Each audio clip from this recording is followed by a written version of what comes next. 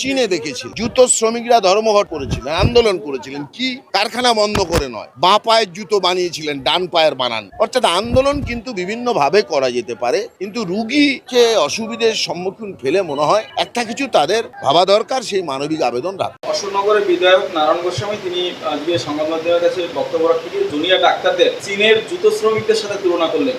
দেখুন, তৃণমূলের ছুটির ঘন্টা বেজে গেছে। সাধারণ মানুষের যে জনরোষ, সেই জনরোষের সামনে দাঁড়িয়ে তৃণমূলের নেতাদের এখন মাথা ঠিক নেই। তারা কি বলবে তারা বুঝতে পারছে না।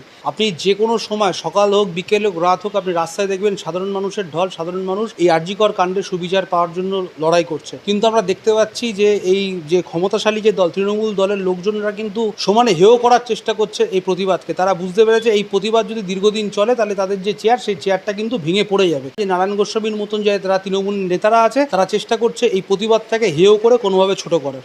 আমার নাম দেবজ্যোতি দেব, আমি হাবড়ার বিজেপি যুব মোর্চার সভাপতি।